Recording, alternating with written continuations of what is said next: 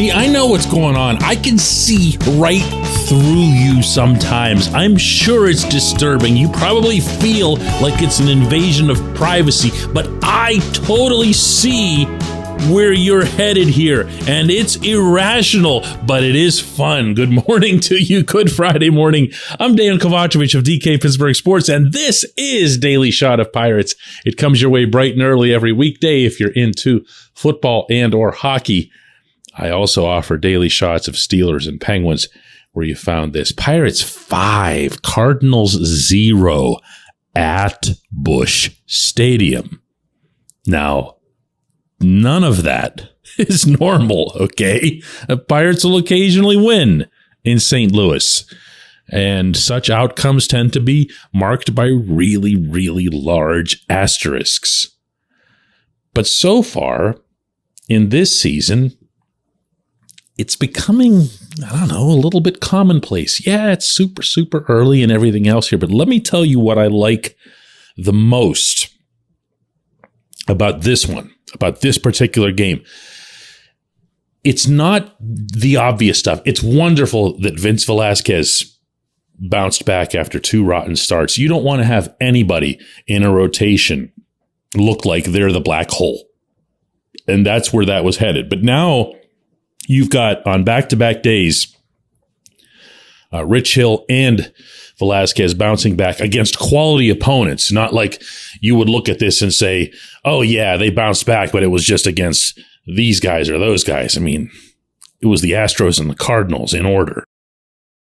And there's other stuff. Carlos Santana getting a big hit, continuing to look a lot more comfortable in the black and gold, which is part of it when someone like that who has that leadership type quality changes teams and was such a big emotional part of the team in Cleveland. And then last year, the big uprising in Seattle. Now he's becoming a Pittsburgh Pirate, and it looks like he's okay with that. You know, that's all good stuff. But I'm going to take you back to something that I brought up in an episode earlier this week after O'Neal Cruz was hit. And that's this. You want to see younger players rise up in the vacancy that he leaves behind. Now, usually when you say this, people think you're talking about whoever's replacing him at shortstop or whoever replaced him on the roster. And I'm most definitely not talking about 28-year-old Mark Mathias, who still, after another 0 for 4, is hanging on to a 0.000 average. I'm talking about, and I did this at the time, these were the guys that I brought up at the time, the other younger players who are going to have more of a chance to get more plate appearances, more time in the field, and they can be the ones who rise up and make it so that once Cruz comes back, you have one of those wonderful problems where you go, oh no, but now where does this guy go? Or where does this kid go? Not sending him down. And what if someone else were to come up like a Travis Swaggerty?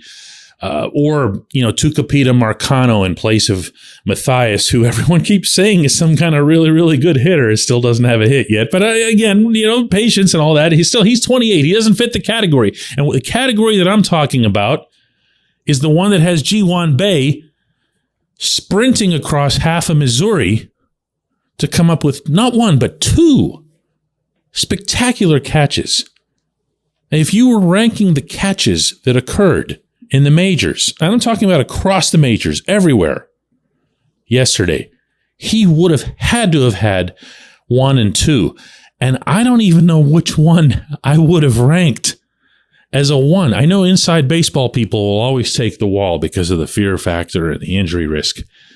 But the way he came forward, and diving forward to get the other one, wow. It's one of those where you see it off the bat and you go, no way. And then as he's getting closer, you're going, oh, come on. And then he does it. That's good stuff. Also went 1 for 4, continuing to look and feel like a really energetic part of this team. Rodolfo Castro hits a ball out. That's what he does when he's playing well. He's never going to snap out of a slump by just dinking him somewhere. He's always going to do it by putting it over a fence. That's what he did. Good for him. Connor Joe with another couple of hits. He's now batting .391. Did you know that he's now batting .391? And I know it's really, really early, but Joe has a reputation, and it was what got him to the majors with the Rockies, as being an on-base guy. He is not going to hit it over the fence, but he will get on. And the more he does it in a Pittsburgh uniform, the more he's going to be able to shake, not just to the outside, but maybe even to himself, the idea that he was able to do that because he was playing in Denver and because Coors Field has 5 zillion acres of grass out there for you to drop a ball in. He's now doing it everywhere. This is the optimal scenario for this club in this setting. And yes, I'm including Cruz's injury in this setting because that's what has to be overcome, and this is how to overcome it. This is how this works. This is how this has to work, not just for 2023, but for 2024 and beyond. Find out about young players by having them out there, by having them partake in big situations. See if they rise up. You might get pleasantly surprised. I am going to keep reminding everyone into infinity regarding Bay specifically. No, not for the millionth time that he was my spring pick to click. However, did you know that he was my spring pick to click? But much more so that this team wasn't necessarily going to bring him north.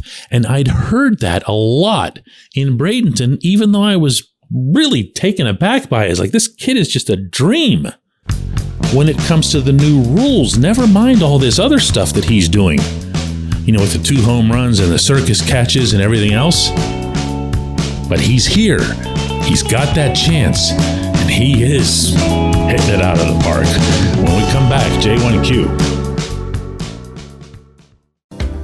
This portion of Daily Shot of Pirates is brought to you by our friends at North Shore Tavern. That's directly across Federal Street from PNC Park. It's home of Steak on a Stone, an eating experience, underscoring the word experience.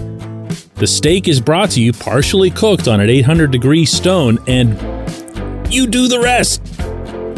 It's a ton of fun, it's a great meal, and it's a baseball atmosphere like no other in Pittsburgh. North Shore Tavern, right across Federal Street from PNC Park.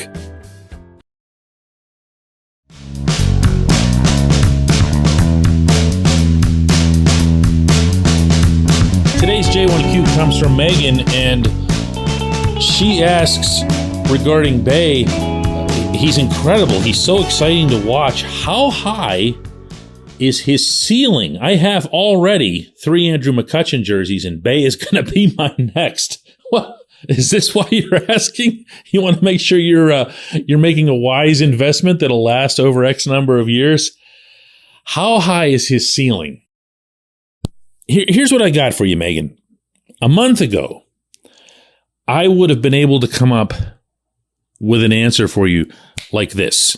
And I would have said, looks like a slap hitter, looks like someone who's going to put the ball in play and take advantage of his terrific speed and his terrific sense of awareness on the base paths. It's not just that he's fast out there. He's adept at what he's doing, including, most notably, in the area of the steals.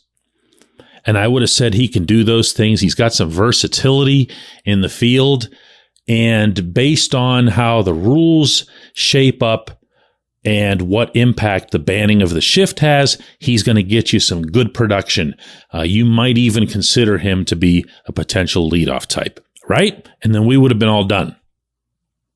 But what do I say now? What do I say now? Where am I putting the cutoff at what his performance can be? He hit one over the monster. He hit one over the Clemente wall. Like that in back-to-back weeks. Does he have more power than we thought? I don't know. Maybe. Is he one of those players who, and hear this out because it's going to sound like it doesn't make sense. Is he one of those players who is going to be better in the majors than he would have been in the minors because pitchers will throw more strikes and be, as a result, a little bit more predictable. And in the minors, you're almost tempted. Players talk about this all the time. You get so tired of having your bat on your shoulder against somebody who can't throw strikes that you just eventually go, I'm getting out of my zone here. I'm just going to start swinging. Whereas in the majors, you can naturally stay a little bit more composed because you know the pitcher, for the most part, is going to put the ball where they want to. And I have seen many, many examples of players doing exactly that, coming to the majors and just being a lot better than they were in the minors. Maybe this is that. Defensively, I don't even know where to start. The other day at PNC Park, I don't even remember which one I was covering the game there, the Monday night game against Houston. There was a ground ball to Bay, and he was playing second base, and I got the flip from Castro at short. He turned and just whipped it to first base. And his motion, his whole body motion into the throw was just pristine. And I turned to Alex Stumpf, our baseball beat writer at DK Pittsburgh Sports, sitting to my left, and I go, I didn't know he had that. Where'd that come from? He said, yeah, it's there. It's there. We saw it in Bradenton. And I thought I saw a couple of things in Bradenton with him in the infield that didn't get me too excited. And then I saw this, and I was like, whoa, wait, he can play the position? Like, he can actually do that? It's not just a versatility thing? Okay, well, that's more than I thought. But then, these catches? Look, there are players who are only good at circus catches and aren't necessarily good at routine stuff. I had a feeling I was going to bring up Ben Gamble in some context on the show, and here's poor Ben now. But Gamble was that guy who, because he was willing to eat bricks and eat ivy, he'd come up with 3, 4, 5 of those types of catches a year. But his overall metrics and his range and stuff like that, plus he used to dive more than he needed to be honest with you, we're never going to be that solid. That's not the case with Bay. He flies out there. He's actually going to be the type of center fielder who, a lot like Starling Marte, was going to be someone who gets to balls so quickly that he'll make what's a really, really good catch with a lot of range look like it was nothing, like a can of corn. So I don't know. I am actually very happy to share with you, Jess, that I don't know. I just don't know. I think that's the perfect answer. I appreciate the question. I appreciate everybody listening to Daily Shot of Pirates. All you happy people can rejoin me on this program on Monday morning.